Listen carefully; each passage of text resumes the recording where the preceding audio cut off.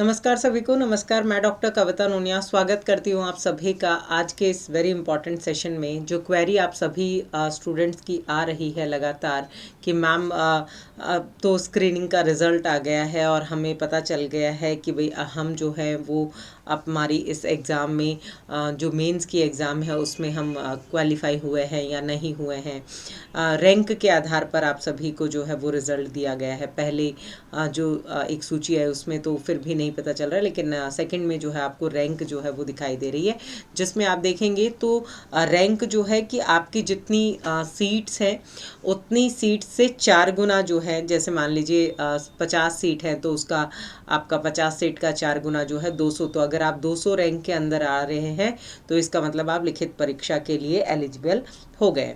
अब लिखित परीक्षा की आखिर तैयारी हम करें कैसे, ठीक है, क्या है सिलेबस, ठीक है, वो सारी चीज़ें आपके दिमाग में आ रही होंगी। तो कहीं ना कहीं पहली चीज़ तो आप सभी को किसी भी परीक्षा का जब हमें रिटर्न एग्ज़ाम देना होता है, लिखित यानी कि हमें लिख करके सब्जेक्टिव स्वरूप में एग्ज़ाम जब देना है, तो सबसे पहले किसी भी परीक्षा की तैयारी के लिए आपको उस परीक्षा के पैटर्न को फॉलो करना है, ठीक है। आपको उस परीक्षा का जो पैटर्न है या पाठ्यक्रम है उसको समझना है, ठीक है।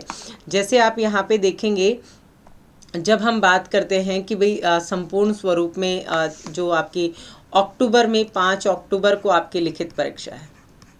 जिन भी एस्पिरेंट्स ने 10 अगस्त को एग्ज़ाम दिया था, 10 अगस्त को आपका ये स्क्रीनिंग का एग्ज़ाम था और आपका स्क्रीनिंग का टेस्ट था, ठीक है। तो बिना किसी डिले के जो है वो आपकी नेक्स्ट डे ही आपकी आंसर की आ गई थी और आपका 23 अगस्त जो है उसको आपका रिज़ल्ट आ गया, ठीक है। 23 अगस्त को स्क्रीनिंग का रिज़ल्ट आ गया, ठीक है।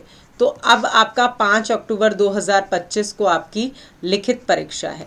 जब आप लिखित परीक्षा की तैयारी करें, ठीक है, सबसे पहले आपको क्या करना है, मैं आपको परीक्षा का पेपर भी जो है वो यहाँ पे सॉल्व करवाऊंगी कि भाई किस तरह के प्रश्न जो है वो लिखित परीक्षा में पूछे जाएंगे। तो सबसे पहले तो आपका जो सिलेबस है वो यूजीसी नेट वाला सिलेबस है, ठीक है। यूजीसी नेट का जो पाठ्यक्रम है ये ध्यान रखिएगा, इसमें यही स्वरूप आपको देखना है।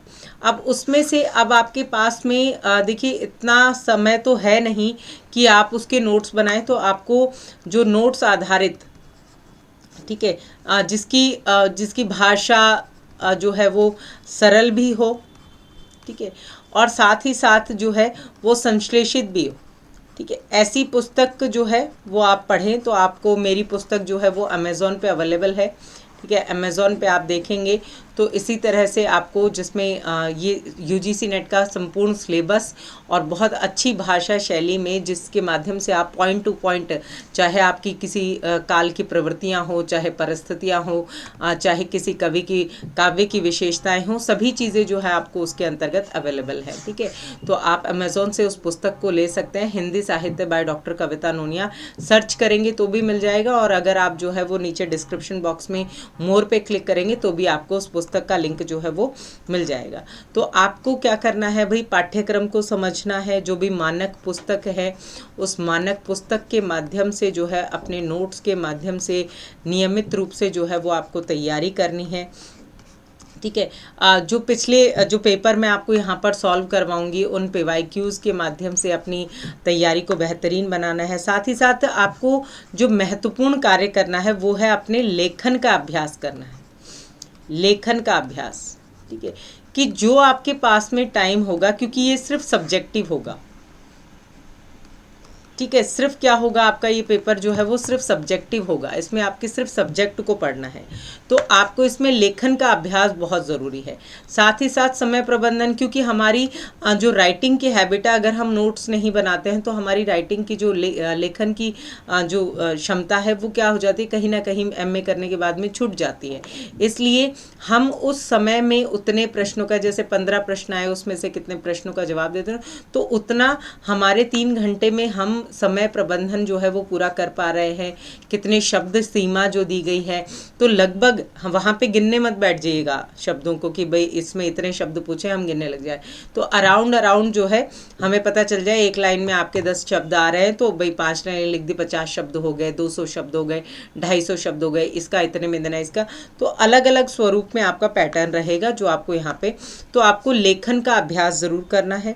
साथ ही साथ जो है जो प्रश्न दिए गए हैं, ठीक है, चाहे जो आपके पैटर्न आधारित प्रश्न रहेंगे, चाहे वो किसी काल से संबंधित हो, किसी कवि से संबंधित हो, आपके मैं सभी आपको यहाँ पर करवाऊंगी। तो आप सभी को जो है यूजीसी नेट का संदर्भ लेना है सिलेबस के लिए, अपने पाठ्यक्रम और पैटर्न को समझना है, ठीक है, उस पैटर्न को समझना है। साथ ही साथ जो आपका टॉपिक वाइज जो स्वरूप है, उस टॉपिक वाइज स्वरूप को लेकर के आगे बढ़ना है। और जो समझ है, ठीक है, कि कहाँ पर आपको पॉइंट्स में उत्तर देना है, कहाँ पर जो है उन पॉइंट्स का विस्तार देना है, प्रश्न में आखिर पूछा क्या गया है, उन सब चीज़ों को पर जो है वो आपको ध्यान एकत्रित करना है। उसके लिए आप जितना जो है एक ही तरह की जैसे सामग्री जो है उसको जितनी बार रिवाइज करेंगे, जितनी बार पढ़ेंगे, उतना ही ज़्यादा बेनिफिशियल जो है वो आपके लिए होगा।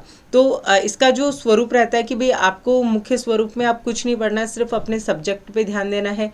सब्जेक्ट में भी जो आपकी भाषा शैली है वो अच्छी होनी चाहिए, भाषा का जो स्वरूप है, भाषा पे पकड़ होनी चाहिए, एक ही एक तरह के शब्दों का बार बार प्रयोग ना हो, इस तरह का जो वर्णन है वो आप सभी को उसका ध्यान रखना है। तो अपनी सभी जो तैयारी है उसमें अब आपको अपनी लेखन क्षमता जो है उसको बढ़ाना है। प्रैक्टिस के लिए बहुत सारे क्वेश्चंस यहाँ पे भी दे दूँगी आपको, टेलीग्राम के चैनल पे भी मिल जाएंगे, तो आप सभी जो है वो टेलीग्राम के ग्रुप को भी ज्वाइन कर लीजिए, जो आपको लिंक अवेलेबल है हिंदी बाय डॉक्टर कविता नूनिया के नाम से। और साथ ही साथ जो है आप सभी इम्पॉर्टेंटली हमारे साथ में चैनल पे जुड़े हुए हैं, तो आपको इससे संबंधित जो क्लासेस हैं वो भी आपको अवेलेबल होंगे। थ्योरेटिकल मैंने जैसे आदिकाल जो है वो आपको पढ़ा दिया है, आदिकाल से संबंधित जो आपका साहित्य है, चाहे आप देखेंगे चाहे रासो साहित्य है आपका, गद्य साहित्य है आपका, लौकिक साहित्य है आपका, सिद्ध साहित्य है, नाथ साहित्य, जैन साहित्य, इससे संबंधित नोट्स भी आपको टेलीग्राम पे शेयर कर दिए गए हैं। तो आप सभी जो है वो उन थ्योरेटिकल चीज़ों को आप जितना ज़्यादा पढ़ेंगे और उन चीज़ों को लेखन का अभ्यास, क्योंकि रट नहीं सकते हैं, जितना रटेंगे तो आप पॉइंट्स याद कर लीजिए, ठीक है, और उसको विस्तार अपनी भाषा में देने का प्रयास कीजिए। इस तरह से आप जब प्रश्नों को सॉल्व करेंगे, प्रश्नों का अभ्यास करेंगे, तो आपकी लिखित परीक्षा की तैयारी जो है वो बहुत अच्छी हो जाएगी। और इसी तरह जो है कंटिन्यूटी आप ज़रूर बनाए रखिएगा अपनी तैयारी में। रेगुलरिटी जो है जब तक आपकी एग्ज़ाम नहीं होती तो उसमें आपकी निरंतरता बनी रहनी चाहिए तैयारी में, जिससे आपको बहुत बहुत फ़ायदा मिलेगा, ठीक है। तो इसी तरह के इंपॉर्टेंट अपडेट्स के साथ, इंपॉर्टेंट तैयारी के साथ में मैं डॉक्टर कविता नूनिया आप सभी के समक्ष नेक्स्ट सेशन में उपस्थित होंगी। बहुत बहुत धन्यवाद, थैंक यू। आप में से कमेंट करके ज़रूर बताइएगा स्टूडेंट्स की आप में से कौन कौन जो है वो मेंस के लिए एलिजिबल हुआ है, मेंस का एग्ज़ाम कौन देने जा रहा है, जिससे कि तैयारी जो है, आपकी तैयारी का जो पैटर्न है वो उसी तरह से हम फॉलो कर पाए। तो आप सब में से किस किस का सिलेक्शन स्क्रीनिंग में हो गया है, मेंस की तैयारी करनी है, मेंस के बाद में इंटरव्यू के लिए क्या इंपॉर्टेंट टिप्स होंगी, वो सभी आपको यहाँ पर बताई जाएंगी।